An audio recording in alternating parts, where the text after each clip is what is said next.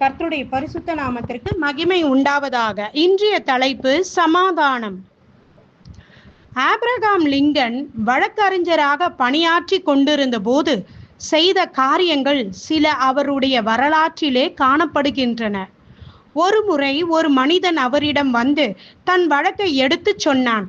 முழுவதும் கேட்ட லிங்கன் வழக்கை சொன்னவனின் எதிராளியும் அங்கே வருவதை கண்டார்.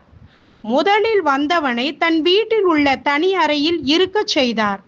இரண்டாவதாக வந்தவனுடைய வழக்கை முழுவதுமாக கேட்டுவிட்டு அவனையும் அந்த அறைக்குள் அனுப்பி கதவை பூட்டிவிட்டு போய்விட்டார்.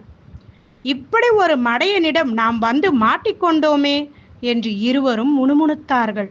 பின்பு சற்று நேரத்தில் ஒருவரோடு ஒருவர் பேசி சமரசம் ஆகிவிட்டார்கள். சிறிது நேரம் கழித்து லிங்கன் வந்து கதவை திறந்து, வாருங்கள், வழக்கை விசாரிப்போம் என்றார். அதற்கு வழக்கை கொண்டு வந்த அந்த இருவரும், ஐயா, நாங்கள் சமாதானமாய் போய்விட்டோம் என்று கூற லிங்கன் பூரித்து மகிழ்ந்தார்.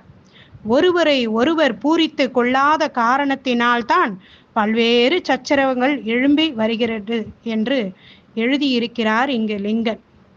சமாதானம் பண்ணுகிறவர்கள் பாக்கியவான்கள், அவர்கள் தேவனுடைய புத்திரர் எனப்படுவார்கள் என்று மத்தேயு சுவிசேஷம் 5ஆம் அதிகாரம் 9ஆம் வசனம் கூறப்படுகிறது.